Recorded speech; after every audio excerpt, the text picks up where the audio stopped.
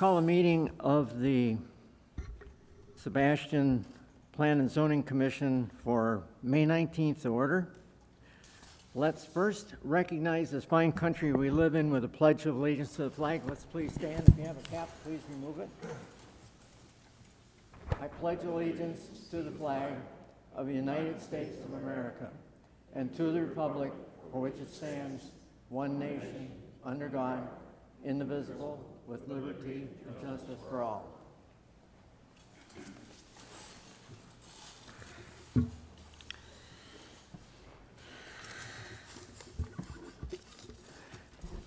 At this point, I'll ask the recording secretary to call roll of commissioners for attendance.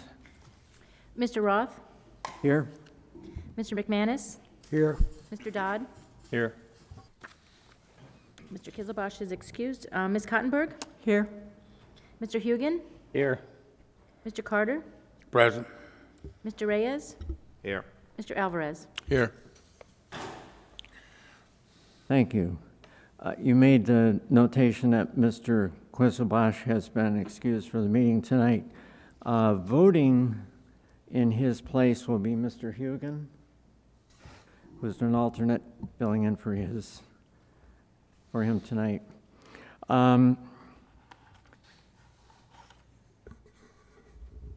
Do any city officials have any announcements to make at this point? There might be an agenda modification. Yes, we are going to modify the agenda somewhat in deference to the project engineer not being here just yet. What we're going to do is move the new business up to right before item number 6. So that's just a minor change, but that will give more time for the applicant perhaps to get here. Do any of the commissioners have any objections to that? No. No. We need to have a unanimous vote on that. All those in favor? Aye. Opposed? Hearing none, that's unanimous. We'll proceed with that change. Next item is the approval of the minutes from the April 7th meeting, April 17th to April 7th, 2016. Does any commissioner have any change to the minutes? I guess only I would note this. I'm surprised Mr. Dodd didn't. Move approval. I need to make one change because it says Chairman Dodd called the meeting to order. Yes, we make that small change. And I also have concern on the second page of item 2. I would like the staff to double check the recording of that, because it sounds like we made a motion and amendment and withdrew it and then voted on it. And I think it's a little bit out of order. I don't want to suppose that I know exactly what's right. So would that be acceptable, Attorney Ginsburg, to ask the staff to double check that to correct the minutes? Yes, sir. Okay, thank you. To clarify, Mr. Roth, that's the motion on the second accessory structure, correct? The 163 Copley? Yes, 163 Copley, Mr. Ken Barnett, the owner. That would be the one. The last 5 lines of that. Any other changes? Okay, we could have a motion, Move to please. approve with changes as noted. Been a motion and a second. A second. Thank you.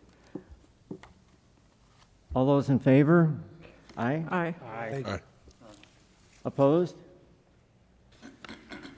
It's passed, unanimous. What we'll do at this point is consider the new business item, which is a request from the plan staff to review the accessory structure code and wanted a clarification on it. Could I ask the staff to enumerate exactly what your request is here? We have at least, the reason why we put this on the agenda is at least 2 or 3 times a week, we have residents come in that bring us pictures of proposed accessory structures that they would like to put on their property. Of course, anything over 500 square feet comes before you, so you do get to see those. But some of these smaller ones, based on how the code reads, that it says Quonset type or style, we wanted clarification from the board. Our direction in the past has been, and I used some examples on the second and third page, that they did need some sort of pitched roof that came to a peak. Now, clearly, the ones that you see at the airport with regards to the Quonset, when they're the total round ones, Quonset hut, those aren't allowed, no. But it was that verbiage that said Quonset style or type that has, some of the residents are not quite sure. I know especially on a carport, those rounded edges aren't necessarily as bad. I just know if you have a full enclosed one with the rounded edges, it does kind of start leaning towards that Quonset. So we just needed some guidance on maybe which way, how you read that code, so that we can offer that direction to the residents that are coming in. Thank you, Dory. In looking at the third page, you provided us the color drawings and sketches. There's three different styles there. One is what's called the regular style, and that does have a peak, but it has a rounded edge. The center one definitely looks acceptable. It has a peak and squared off edges. The third one is even better yet and looks nicer. I believe your question is the first one that's shown there that's labeled regular style. Is that what you're questioning, the rounded curve on the edge? Yes, if you were to look, if somebody came with this, are you considering that Quonset type or Quonset style? Based on those, it doesn't have an eave, it has no eave. A lot of the other ones with the pitched roof will have a 6 or 12-inch eave where it meets the support in the walls. Or an overhang. Are we okay with this? Do you consider these Quonset style or type? What's the commissioner's input on that? I personally would be opposed to Quonset huts, and I sure would hate one next door to me. Well, Quonset huts for sure, those totally round, no peak at all, we don't even, and we don't have a lot of those that come in. But Nobody's still, really I brought would in be that. opposed to a round roof, no overhang. You are and okay with that? I would be opposed to that. I mean, I would prefer the zoning code be changed so somebody would have to build a different type building than that. The code currently allows Quonset style if they have interior post trusses or support beams, but does not allow them if they do not have interior trusses supports. Well, that's where that that correct? section was confusing to us. It does go in to explain totally what a Quonset hut is, where you've got the sheet metal that wraps around Yeah. some ribbing, but it's, That's why I'm trying to wrap around. I mean, it currently allows Quonset style structures. It does not allow Quonset style structures that have no interior post trusses or support beams. Is that correct? correct.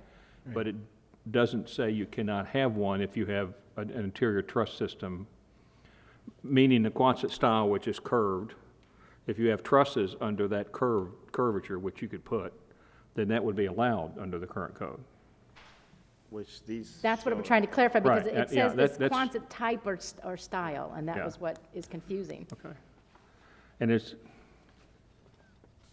I guess I'm trying to understand, what would be the problem with the Quonset, if it was structurally sound? And I'm thinking about wind, if you put a Quonset-style building up with no interior support, it's not gonna stand much wind. It's just you're gonna have a problem with it. Well, I know the ones that they would put out at the airport and could be Quonset, those can be engineered to meet the wind load, so they're Yes. going to be And- allowed. But to do that, you have to put supports or trusses or something within. Yeah, so I don't know what Yeah, why that's in our definition, Yeah. which, again, we don't ever get those true Quonset huts requested in the residential areas. It's this no eave, rounded edge. It still has a peak to it. Are we okay with that? Now, I think if we leave it and say that it is okay for those smaller structures, again, they're going to be smaller. Anything over 500 then has to start meeting the regulations when it comes before you, that it has to be similar to the house, that it has to be exactly to the house if it's over 750. And there isn't any houses with those round edges. So are we okay with that if they're under 500 square feet, that the Quonset style or the Quonset type would be But if- allowed without those eaves? And if they get over 500 square feet, no, they definitely have to have the eave and a But pitch if we make no change, it would still be not allowed to have a Quonset style unless it had supports within it, correct? Is that not No. correct? I don't read it that way. No, you don't? Okay, that's what I was trying to get at. No, it is a hard, the reason we brought this to you is we had difficulty reading this sentence. Yeah, And since it's the code that you are enforcing or working with when you approve things, we wanted to get the benefit of your thoughts on it. Because bear in mind, the phrase that you're reading, interior or with no interior post trusses or support beams of any kind, comes after the word typically. okay, all In other right. words, the code is attempting to say what a typical arch structure or Quonset structure would look like, but it's an unusual way to write a code provision. Okay.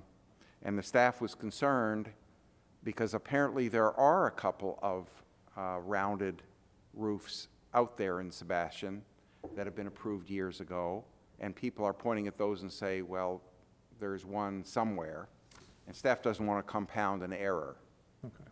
And so that's why we brought it here. Okay. The staff would, as you know, would like to say, if you got a rounded eave, or whatever you call that, a rounded corner on your structure, that's not allowed under this. That's too much like a Quonset. I think from what I've read and I see, it does appear that, and I know I've seen one a long time ago come up, but it does appear that that one drawing that we have, the far left-hand one, called labeled regular style, that's one that has that rounded eave without any spot for a gutter or anything. And from a distance, it can look like a Quonset style. From my perspective, I would agree with Mr. McManus. That does, it does give an illusion of being more like a Quonset style. And when you look at a 20 by 20 garage, that's 400 square feet. So that's what we're asking the staff then to interpret. So I think, from my perspective, unless we hear more conversation, that rounded eave, I would like to see removed from that. Any other thoughts on That is how staff has kind of read that, and we've kind of told you couldn't, but I have to admit, I did drive past a couple. If they were just plain silver and metal, they definitely looked like Quonset, but I did see one that was a carport type. It had a beige roof, it had a dark brown stripe, it was really sharp, and I didn't find it offensive. It wasn't over 500 square feet, so it wasn't anything that came before you. And that was something our building official had asked too. They're not as offensive as maybe they look on the black and white, and that's why we, in the past, had said, no, you couldn't, but if this commission is okay with those rounded ones, we have no problem saying that they're allowed, we just didn't know which way to go from here. But the one I had seen it wasn't offensive to the neighborhood. It was tall, it was an RV under it, but it wasn't a silver roof. It didn't look like a silver corrugated building. It actually had, color to it, and it was pleasing. I think that when you do one of these, they're primarily to put the large RVs in, the ones that are going in. And I think you owe it to the general neighborhood to make these as aesthetically pleasing as possible. And that style of building, the roof absolutely doesn't make it very aesthetically pleasing. Any other commissioners have comments, thoughts on this? Yes, Yeah, I do. Please, Mr. I Cotter. don't see a problem with any of these. In my opinion, these Quonset styles, if you do have the all the way down, it has less of a wind uplift on the sides than the gable ones. So they're more structurally sound than the other ones, especially if they're little ones. And we're talking about the smaller ones, right? Under 500 square feet. Right, the other ones we're gonna review, I don't have a problem with that at all. I mean, I think residents should be allowed to put one of these type of, style buildings in their backyard or side yard if they wanted to. Now, are we talking residential only or commercial properties also? Because I see these styles all the time on commercial properties. Our hangars are like this, right? They're kind of, Yes, and this is the section from the this is the code for residential properties. yeah, from a structure, from a wind perspective, something like this is covered all the way to the ground, it's gonna have less uplift, and you're gonna see less of them flying around the neighborhood than the other one. That's my opinion. Thank you. Okay, I'd like to put my oar in the water as well. I don't see a tremendous aesthetic difference in any of these. And I can speak from experience because we have one of the Quonset style, or the one that's kind of pictured as that, although one of the sides does come down and it went through all the hurricanes just fine. I don't find it particularly attractive, but it is more attractive than having my husband's stuff just sitting out in the open. So, and I think there are probably places where it wouldn't fit, but, you know, we're not a gated subdivision. We are a riverfront town where people have boats and things like that, and we don't want them parked in the driveways. We don't want cars parking on the streets, so we either put them in the garage or we allow for some kind of storage. And that's all I have to say about it. I guess my issue, I hate to think we're just going to say Quonset hut. I mean, any unattractive, you want it to blend in, which basically, and what I heard the chairman say a minute ago is a 20 by 20 foot garage is 400 square feet. We don't see that. So that's a pretty good sized building if you're going to put it on a lot. The thing in my mind is that if you could write language that would say that any accessory structure should match the aesthetic of the property that it's on, the house that it's unattached to. In reality, if they have a Quonset house, they could have a Quonset hut. But if they don't have a Quonset house, they can't have a Quonset hut. And you want to say that the accessory unattached structure should match the aesthetics of the house.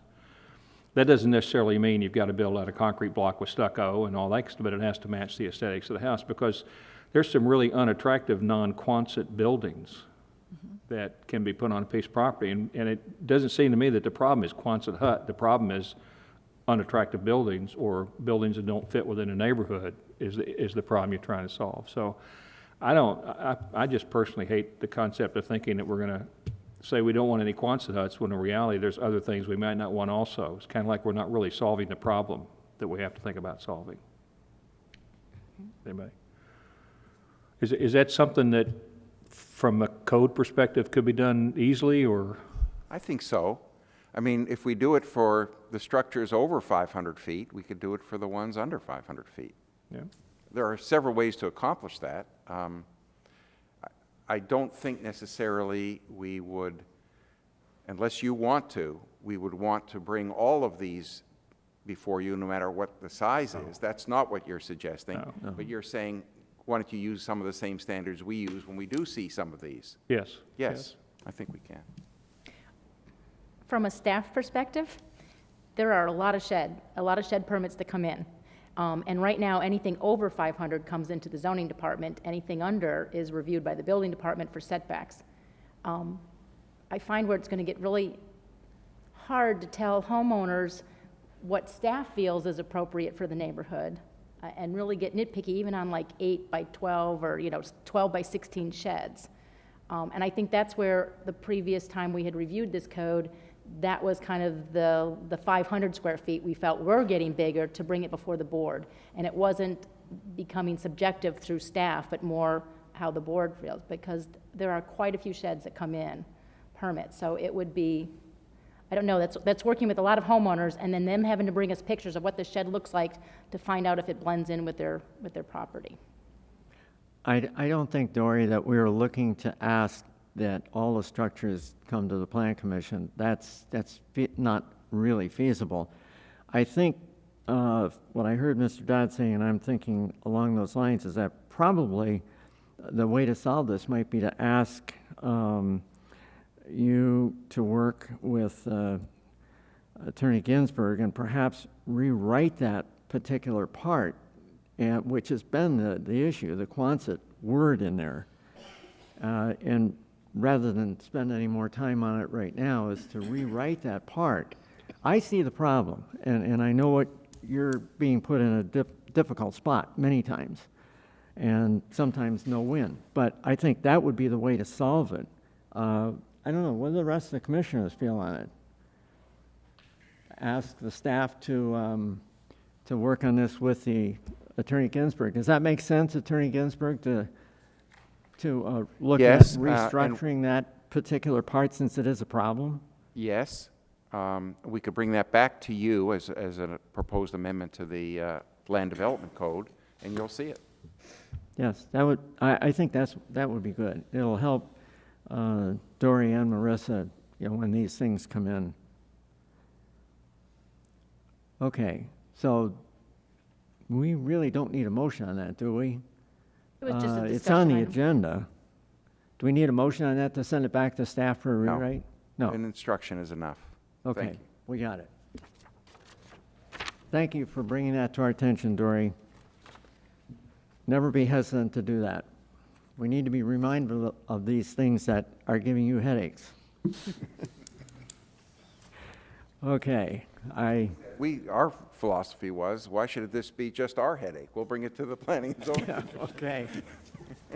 Now we're passing it back. That's fine. I guess the developers here, we can now revert back to the agenda. And at this point, we'll enter the quasi-judicial public hearing. And what I do want to say at this point, before we go any further, that to the citizens of Sebastian that are here tonight, there are a few points of interest to help you, since this quasi-judicial public hearing on the agenda, those wanting to speak either in favor or opposition will have an opportunity to do so during the deliberations of the project. That could have been thunder again. After the city attorney has read the petition, the applicant or developer has read it, presented it, the staff will make their recommendations. Commissioners will have questions of the attorney, the staff, or the developer. At that point, it'll be open for public comment if you'd like to speak in favor or opposition, or perhaps have questions. But hopefully by that time, many of your questions may have been answered by some of the questions that the commissioners bring up. So at this point, the agenda would call for our any commissioners that would have ex parte communications on this to Mr. Chairman, before we engage in that, why don't I read the item? I was just going to ask Publicly. if you would read the item. Then we can. We'll go. Okay, we'll do that. 6A on your agenda is a quasi-judicial public hearing. It's a site plan modification. Park Place Mobile Home Park, 2,000 square foot addition to clubhouse and 1,900 square foot new sales center, 2051 Barber Street. Planned unit development, mobile home, PUD MH, zoning district. Public hearing. Thank you. That's in the record. Do any of the commissioners have any ex parte communications? No. Hearing none. I do want to say that as chairman, I do feel there's a potential for possible conflict of interest with my position, as I currently live in Park Place, but I would have no financial gain or loss depending on what happens with this project. But I do not want to put the city in any compromising situation with my continuing in this capacity during this hearing. So what I'm going to do is recuse myself from participating in discussions on this particular project. I'm going to step aside and actually leave the room and turn the gavel over to Vice Chairman David Reyes, who will take over, and I'll return after these deliberations. There's the gavel. It's all yours. You may move over here, too, if you're... No, I'm fine here, I'm fine here. Thank you, Mr. Roth. At this time, I'd like the attorney to swear in the applicant, please.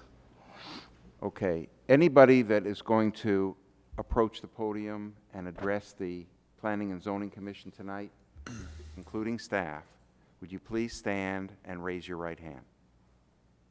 Anybody that's planning to speak tonight? Then stand and raise your hand. Because we'll do this one time.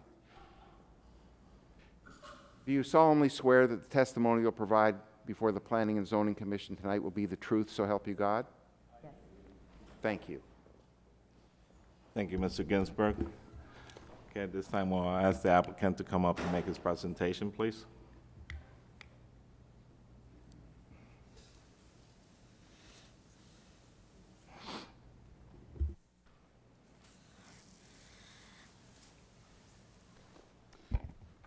Good evening, Commissioners. My name is Joseph Schulke, Bill and Stoddard, Vero Beach, Florida, and I'm the engineer for the project. I'm here representing Park Place Community LLC.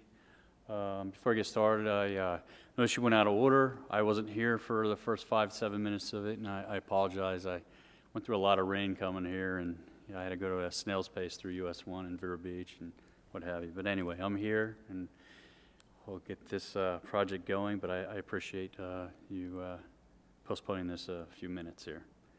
Again, I'm here to just discuss the project briefly with you. It's pretty simple. The Park Place community was built in the 80s. The clubhouse has probably been there just as long, 80s, 90s. And they are doing some renovations of the clubhouse, specifically a 2,000 square foot addition to the southeast corner by the pool and by the lake.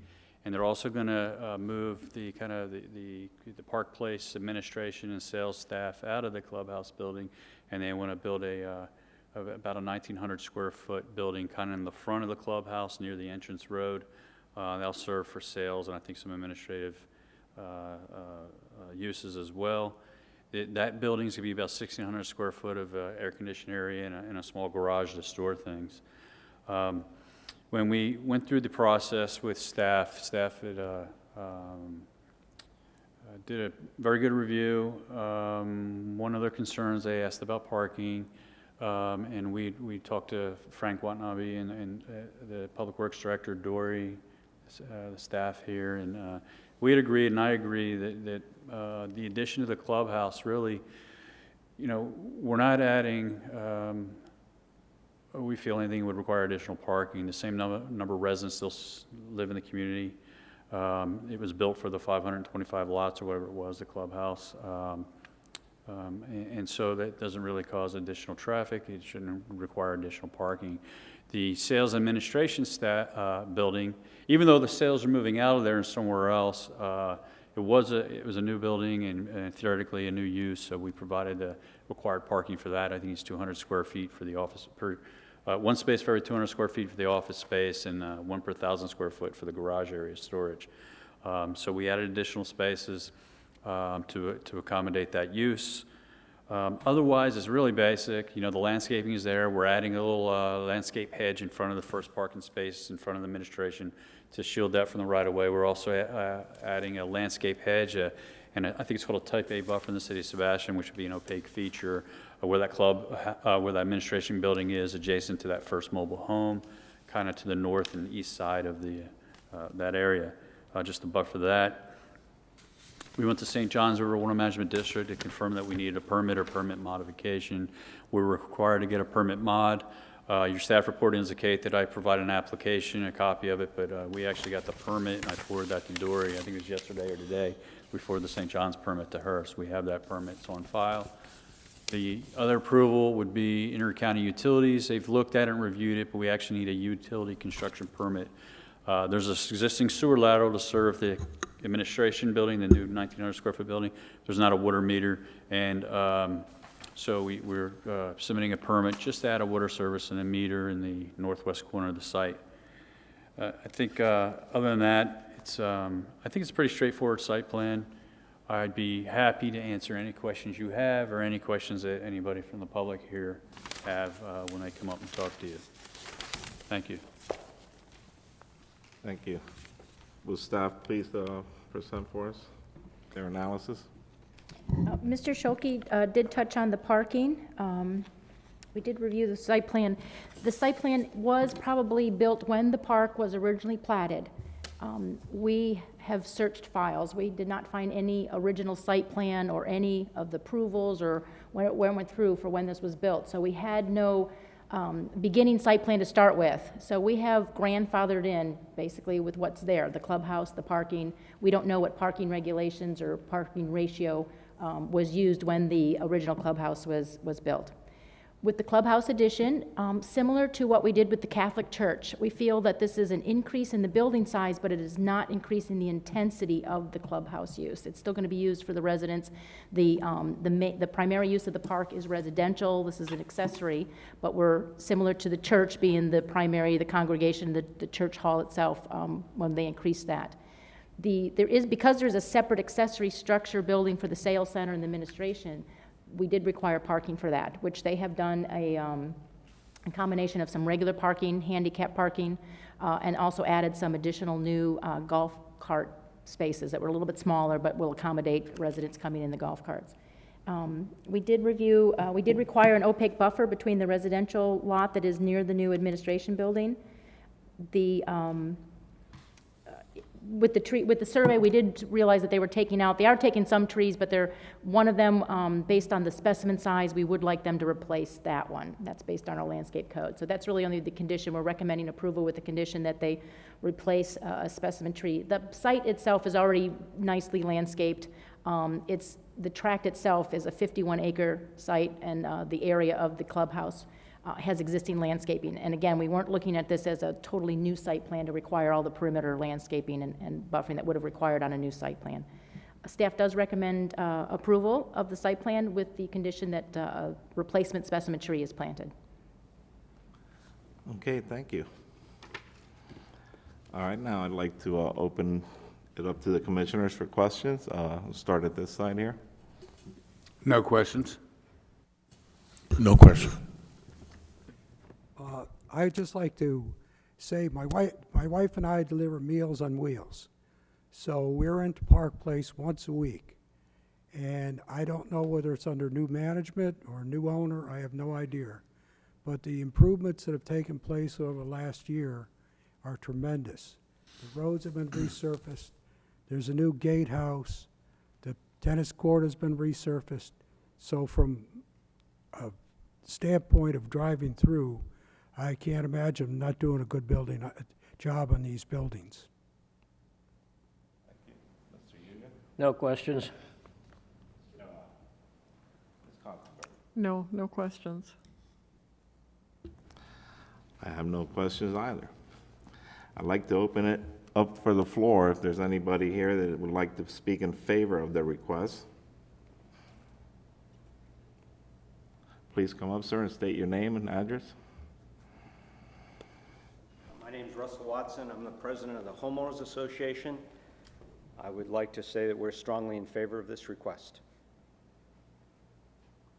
Thank you, Mr. Watson. Nobody else? Okay, I'd like to open it up for anybody in opposition of this request. Any speakers? Please come up, state your name and address. Linda Osborne, I'm at 1041 West Lakeview in Park Place. Thank you. I know there's been a lot of talk about the parking. We have a potential for 450 homes in Park Place, and the clubhouse is used an extraordinary amount of time. And 5 or 6 times a year, we have very large parties, which we have, in the past, had to cut because we couldn't include everybody, which is one of the reasons we're doing this expansion, which I'm fabulously in favor of. I think it's a wonderful thing, and you're right, they have done a lot of new things, and yes, it is new management. My concern is the parking. I know I've talked to Patty and I've talked to Russ, and they've said that it's grandfathered in, but by my count, we'll have about 56 spaces. You have 450 homes there. So there just isn't enough parking when, you know, we have people coming to the clubhouse, which means they're parking along the streets, which means they're parking along when we have, you know, to water your lawns and things like that.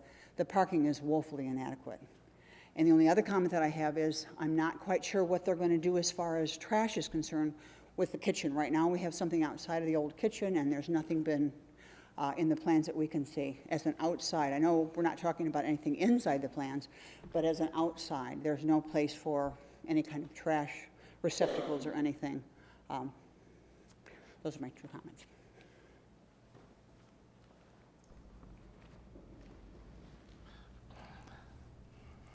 Thank you.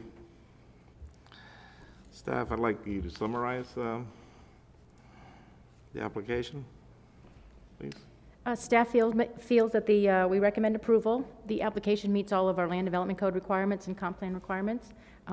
Recommend approval with the condition of one replacement tree, specimen tree for the replacement tree for the specimen tree they're removing, which will require a 12-foot tree being replanted. Okay, thank you. Okay, any of the commissioners have any other deliberations they'd like to, any final questions? Okay, I'll look for a motion. Motion to approve here. I'll move that these plans be approved as submitted with the recommendation of staff to replace the specimen oak. I second that. Okay. Ms. Kaltenberg's got a motion and Mr. Dodd second. Like a roll call for a vote? Mr. Hugan? Approved. Mr. McManus? Mr. I'm sorry, McManus? I didn't hear. Yes. Ms. Cottenberg? Yes. Mr. Reyes? Yes. Mr. Carter? Yes. Mr. Dodd? Yes. And Mr. Alvarez, you'll be voting in place of Mr. Roth? Yes.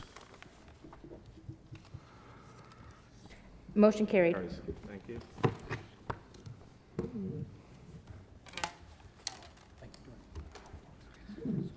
Okay, we'll move on to any unfinished business.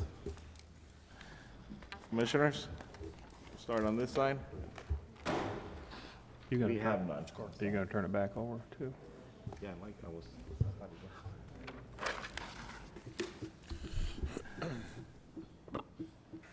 Actually, Mr. Ginsburg, I'd like to turn the meeting back over to the chair, if I can, please.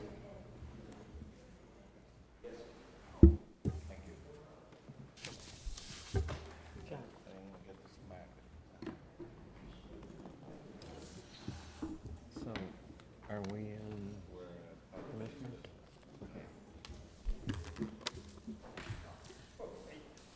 Do any of the commissioners have any matters to bring up at this point for possible discussion of future meetings, or? I have a matter. I'm sorry, Chairman Roth, I think we skipped public input, or I'm not sure if we, I'm sorry. yeah. Wait, On the agenda, after Oh. unfinished business, I believe we are at public input. we got out of sync when we moved it around because we had a late engineer. Okay. Did you cover unfinished business? Pardon? There's no unfinished business No listed on unfinished your business, agenda. okay. Any public input? There's a few folks left yet. Do you have any, this is a time when we open it up for public input on any matter? No. Okay. Sorry, we didn't want to overlook that.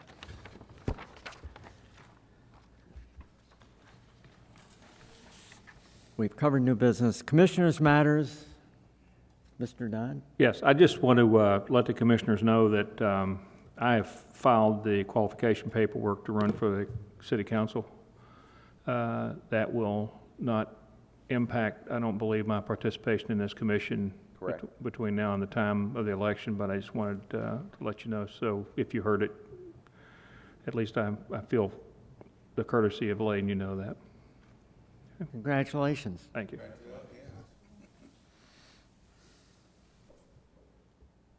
I don't want to say anything else. That would get me in trouble. Anyone else have anything? Commissioners' matters? Okay. City attorney's matters? None tonight, sir. Thank you. Oh, I'm sorry. I'm sorry. Go ahead. David has something.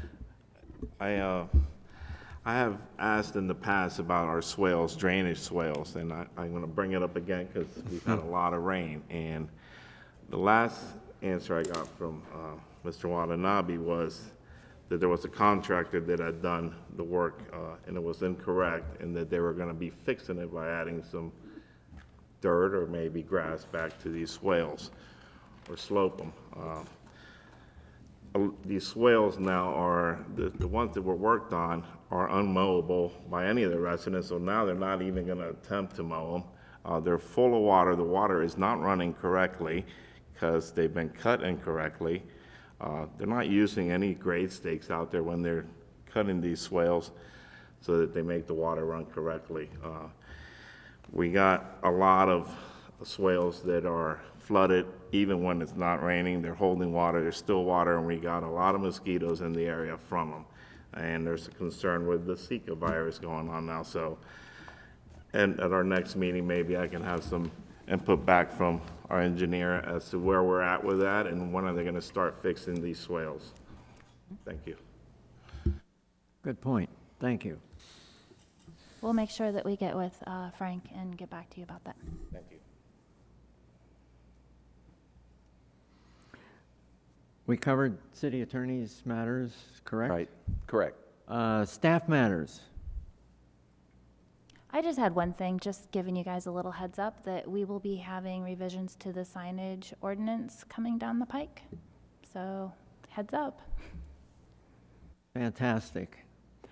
I was privileged to read a long document that Attorney Ginsburg made me aware of on the sign, much of the sign legislation and what's happened with it. It is complicated, so good luck with putting it together.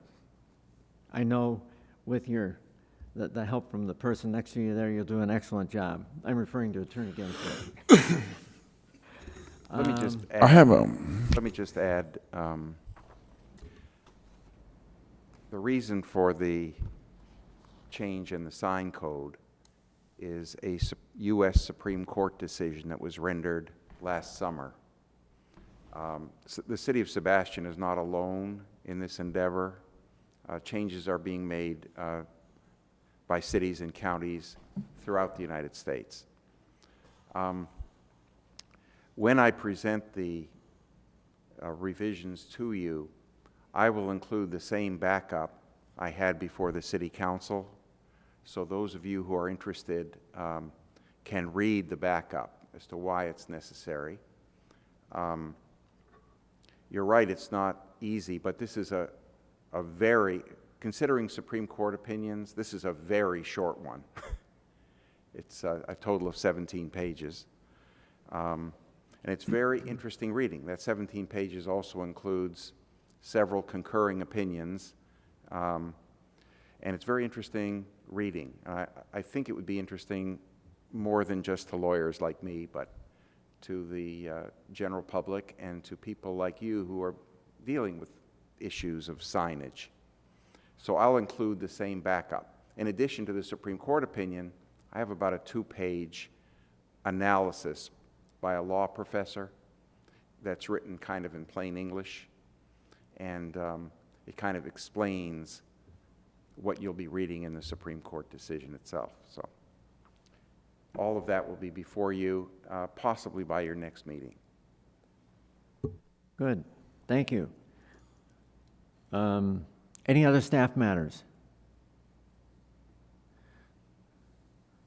Items for the next, the agenda at the next meeting. Anyone here, Commissioner, have anything to put on, want staff to look into or attorney look Well, into? what I wanted to update with was Dory about the Barber Street car dealership.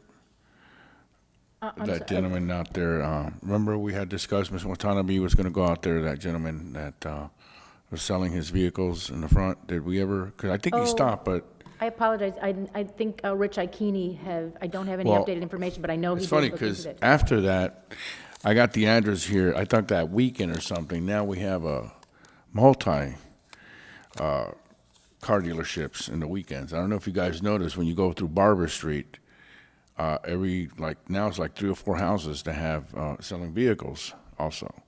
Okay. So, I mean, you can tell Rick to go on the weekends, and I have addresses here.